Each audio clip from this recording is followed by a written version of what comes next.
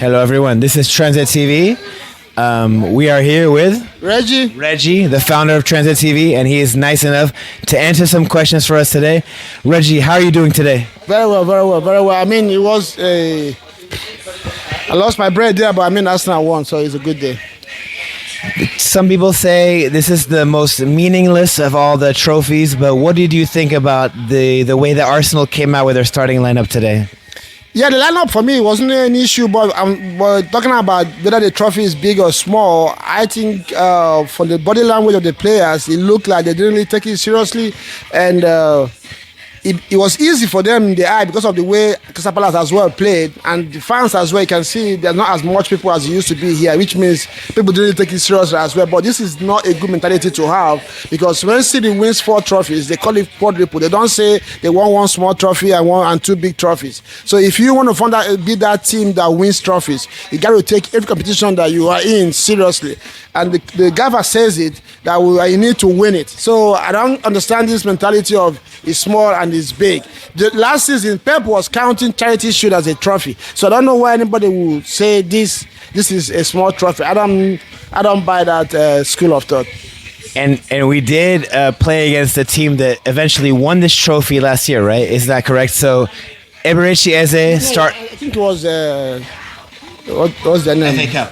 Newcastle that won the trophy last year. So who? Oh, it was the FA Cup. Sorry, FA Cup was run right. Sorry, my fault. Sorry. No, it's good. But yes. Anyway, okay. So as the game was going on, how did you feel about the way the team was playing?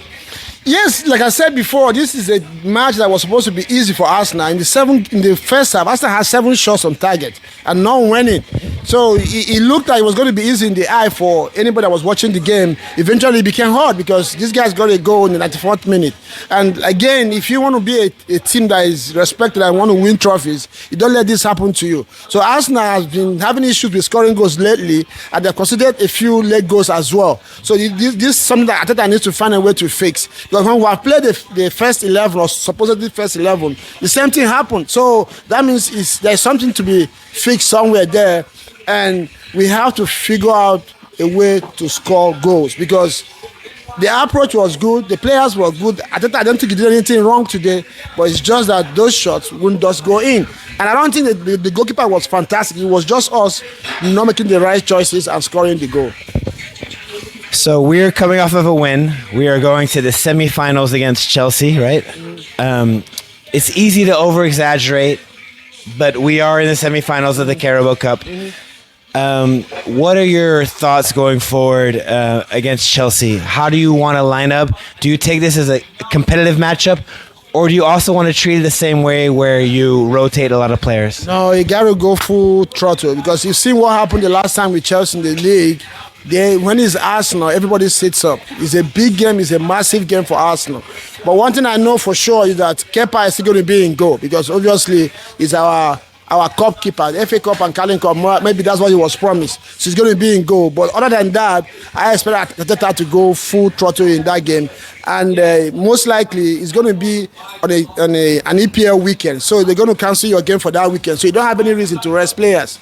Because ordinarily you're supposed to play a league game that day. So go in there, go into as strong spot as possible, get that win, because there are so many things at stake. If you win the match, you go into the finals. Second, you're playing against Chelsea. There's so much right. It's a London derby. There's bragging right and stuff like that. So I expect Arsenal to go into that match with full mentality to win it, because if you win that game, you are 1 match away from winning a trophy. Amazing. And do you think, imagine in a scenario where this is the only cup that we win, this is the only trophy that we win, is that sufficient to keep Mikel Arteta as the coach of Arsenal? The thing is, I know this question has come to Arsenal fans all the time. People ask you this question, but you have to put it into context. I'm not that guy that is white or black. No, in football, there are so many things that happen that determines the performance. It's a team sport. It's not just, like Arsenal have been having injury almost every game this season. If by January everybody comes back, we don't have any major injuries, and we go to the end of the season, doesn't win trophies, then I can begin to say, hey, need to ask a question. But if what is happening now keeps happening, and somehow we come short, lose two important players, and we don't win the trophy, maybe I will still keep him. So for now, I think this question should be left to maybe sometime in May. One more Arsenal question, Reggie. Who is your Arsenal player of the year so far? We're about to reach the New Year's. I want to know, who is your Arsenal player of the year so far in this calendar year? I would say Declan Rice.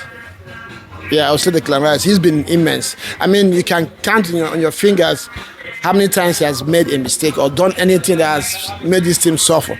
And he's been available as well. It's not doesn't really get injured. He has good mentality. He drives this team. Won us some big games with free kicks and performances. Somehow, if you had asked me this season before he got injured, I would have said Gabriel Magalhaes. But for the whole entire year, I don't think the Carabao have put any foot wrong this year. You are completely right. Last question. I promise you, no more questions. I know the Niger boys did not make the World Cup, but what are your predictions for the AFCON? Yeah, somebody was asking me that. I had a live stream on that match, on that game today. I wasn't heavily impressed the way they played because they lacked cohesion, but they showed mentality, they showed commitment to win the game. And I also told the guy that Nigeria is a team that grows into tournaments. They always start slow. You even think they're going to, sometimes they even make it to the knockout stages with maybe luck or goal difference or something, but then go all the way to the finals. So I'm a Nigerian. I expect Nigeria to go to the finals and probably win it. But from what I've seen so far, I think Senegal is looking good. Just one match played anyway. Senegal is looking good. Even the DR Congo, they play very good this morning. I watched their game too against, I think it was against Benin Republic. It was a good game. Egypt, yes, though they scraped through in the last minute and scored a winning goal. Yeah. South Africa, they've been looking good. They beat Nigeria in the qualifying series to the World Cup. So, Cote d'Ivoire, but obviously, their quality as well. So, there are so many teams in there, but if Nigeria doesn't make it to the semi-finals, I'll be disappointed because you have enough quality, especially going forward. You have Osimhen, you have Lukman, you have Chukwueze, and you have, who's the other one? Akko that plays in Sevilla. So, you should be good enough to make it to the last four at least, then we'll see what happens from there. Thank you for your time on your channel.